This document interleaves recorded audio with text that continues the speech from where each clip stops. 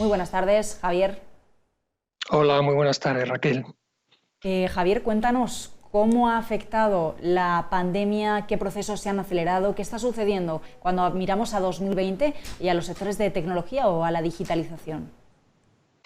Bueno, pues cuando comenzamos este año 2020 teníamos ciertas previsiones, pero la pandemia las ha modificado de una manera radical. Entonces, las tendencias que mejor han superado esta prueba tan tremenda han sido, en primer lugar, el teletrabajo. El teletrabajo ha venido ya para quedarse definitivamente y de ser algo que era un poco marginal o opcional, pues se ha convertido en una modalidad en la que ahora mismo está trabajando casi la mitad de la población. Otros sectores tecnológicos que se han visto muy beneficiados por la pandemia son, por ejemplo, el e-commerce, todo el comercio electrónico, todo lo que sea entrega a domicilio de bienes, pues también ha sufrido un crecimiento, ha experimentado un crecimiento espectacular. El ocio también ha cambiado. Vemos muchas más horas de televisión de pago en plataformas pues tipo Netflix, HBO o Amazon, y ese es otro sector beneficiado por estos cambios. Y luego en aspectos más cotidianos, pues por ejemplo, todo lo que son las consultas médicas a distancia, el e-health, que también era una tendencia que estaba en alza, pero que con la pandemia pues ha tenido que acelerarse grandísimamente su transformación. La formación, que es lo que a mí me afecta más directamente como parte del sector educativo, pues también de repente hemos tenido que convertir las clases en telepresenciales o en híbridas con alumnos tanto en el aula como en remoto, y ese es un movimiento que nos hubiera llevado años si no nos hubiera empujado el COVID a nadar en este océano.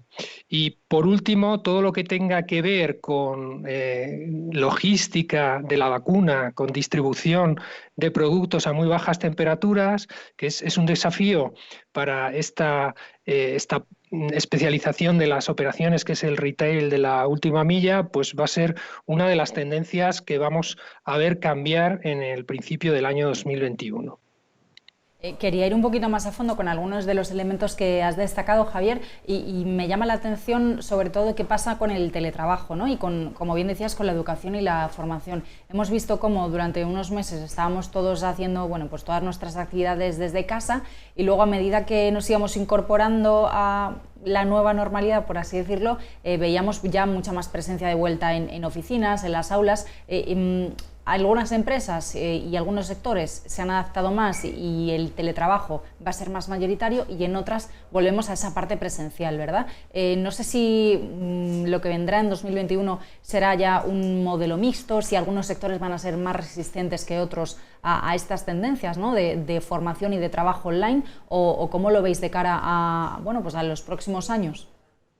La presencialidad como la entendíamos, eso ha desaparecido, ya no va a ser igual. O sea, el cambio es tan profundo que nunca vamos a volver a la situación de finales de 2019. Por ejemplo, en el sector de la educación, nosotros lo que hemos notado ha sido un incremento de un 300% en las solicitudes de matrículas en posgrado en la modalidad online, ¿no? O sea, esto ha sido una tendencia que nosotros hemos podido comprobar de primera mano. En cuanto al teletrabajo, es cierto que hay actividades que requieren presencialidad, pero todas aquellas en las que no es necesario estar físicamente todas las horas en una oficina, van a cambiar para siempre. O sea, la oficina ya no va a ser ese lugar en el que vamos a estar de 8 a 5 encontrándonos los 5 días de la semana, de lunes a viernes. Eso ya no va a volver a ser, va a volver a ser así. Iremos algunas horas, tendremos reuniones, pero va a ser un trabajo híbrido. Tendremos parte teletrabajo y parte en la oficina. Claro, lo que pasa es que esto va a conllevar también otra serie de tendencias añadidas, ¿no? Estamos hablando mucho en los últimos años de la ciberseguridad, ¿no? De lo importante que es protegernos. Si vamos a Sí. teletrabajar más, si vamos a formarnos más online, bueno, pues se puede prever un aumento de las inversiones y de la propia formación en ciberseguridad. Sí, eso es muy importante porque Pensemos que lo que estamos haciendo es trasladar el lugar de trabajo, el ámbito de trabajo. Antes estábamos en un edificio con determinadas medidas de seguridad física para que los activos que están ahí dentro, los activos de esa empresa, estén protegidos ante robo, ante falsificación, ante cualquier amenaza externa. Y ahora esos activos los tenemos digitalizados en Internet.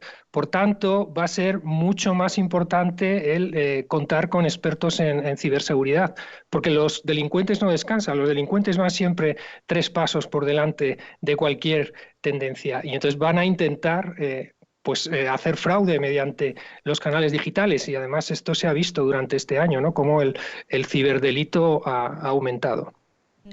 Mencionabas antes el tema de las plataformas digitales, hemos visto un incremento del consumo brutal, ¿no?, durante este año y de hecho, bueno, pues sí, hoy llevábamos una noticia en negocios hablando precisamente sobre cómo el año va a acabar en cifras bastante importantes y récord en ese sentido y una de las magnitudes, uno de los temas que destacáis en vuestras previsiones, Javier, es que van a hacer falta cada vez más, o sea que esto va a derivar en una creación de perfiles o en una demanda de perfiles profesionales vinculados a este incremento del desarrollo de contenidos en el nuevo ocio y en las nuevas plataformas.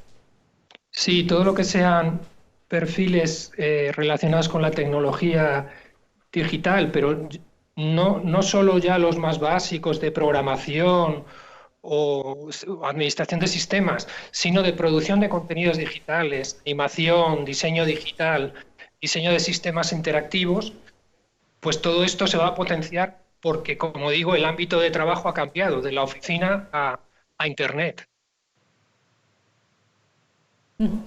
En el caso del Big Data, ¿qué sucede? Porque llevamos años también, sobre todo, bueno, quizá el año pasado y el anterior, oyendo mucho sobre que los datos son el nuevo petróleo, son el nuevo oro, nos hace falta analizarlos, incorporarlos a nuestros sistemas, pero muchas veces, bueno, pues parece que son cosas que se quedan un poco ahí en lo etéreo, ¿no?, y que nos falta concretarlo. ¿Cómo ha influido la pandemia en este análisis de datos y en esta gestión del Big Data? Realmente es un año en el que efectivamente ahora ya sí todo tipo de compañías, todo tipo de sectores, ¿no?, y de organizaciones comienzan a, bueno, pues a aplicar realmente ese análisis de datos o todavía bueno, pues son parte de la lista de deberes pendientes.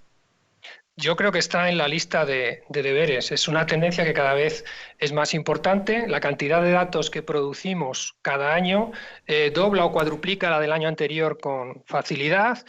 Pero el problema está en extraer conocimiento y en tomar acciones con base en esos datos. Entonces, quizá a veces las expectativas que se han creado son excesivas en cuanto a que resulta muy fácil obtener ese conocimiento o tratar esos datos. Pero para poderlos analizar y poderlos estudiar debidamente son necesarios perfiles de data scientists que ahora mismo el mercado demanda mucho más de lo que podemos formar en las universidades.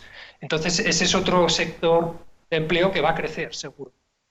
¿Y qué me dices de la realidad virtual? Porque es otro de los elementos que destacáis como grandes tendencias y ya no solo aplicado a los videojuegos, ¿no?, o a los juegos, que puede ser la primera opción que podemos pensar cuando hablamos de realidad virtual, ya no solo turismo, ocio digital, actividades como museos, asistir a eventos, ¿realmente eso ha llegado ya o bueno, todavía nos queda un poquito?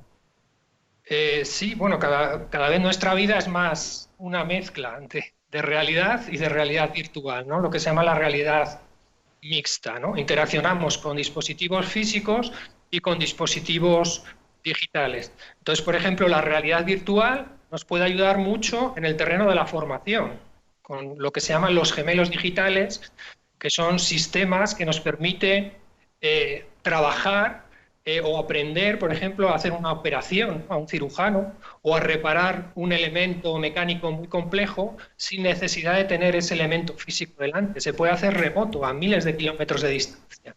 Y en ese sentido la realidad virtual cada vez va a estar más presente en la empresa.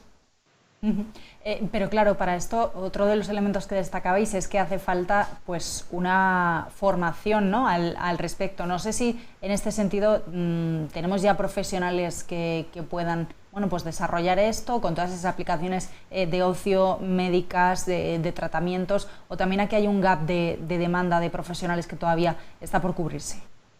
Sí, lo que dicen los estudios de mercado en España de empleabilidad es que hay una demanda del mercado superior a la oferta. Parece un poco increíble, ¿no?, que después de haber pasado esta pandemia y esta crisis que se ha llevado tantos puestos de trabajo por delante, haya sectores como este en el que siguen faltando profesionales formados. ¿Cuál es el problema? Que un buen profesional no se puede formar en unas pocas semanas. Esto requiere más tiempo, ¿no? Y requiere unos estudios de ingeniería o de competencias digitales que nos va a llevar bastantes meses el adaptar la oferta que puede salir de las universidades a la demanda que hay en el mercado. Javier, ¿creéis entonces, desde vuestro análisis, ¿no?, de todas estas tendencias, que, bueno, pues en definitiva estos nuevos modelos de vinculación con la tecnología y con sus diferentes aplicaciones a las diferentes facetas de la vida puede ser una pata en la que apoyarse para salir de la actual crisis en la que estamos? Bueno, es que no es una opción, es que la salida, el mundo que viene es digital, eso no lo vamos a poder evitar, aunque queramos, ¿no? Se dice que la pandemia puede marcar realmente el comienzo del siglo XXI desde el punto de vista económico, que se acabó el siglo XX, que fue el de la tercera revolución industrial, y que ahora ya estamos en el mundo de la revolución digital, algo que va a suponer unos cambios tremendos, ¿no? Por ejemplo, en la deslocalización de los empleos no industriales, ¿no? Se va a poder teletrabajar a miles de kilómetros de distancia. ¿Qué va a suponer eso? Pues que podremos a lo mejor trabajar para empresas de Asia, o personas de América Latina podrán trabajar para empresas de España. Eso va a ser un cambio social increíble. Pues Javier Algarra, muchísimas gracias por acompañarnos y por acercarnos todas estas tendencias. Muy buenas tardes. De nada, muchas gracias. Adiós.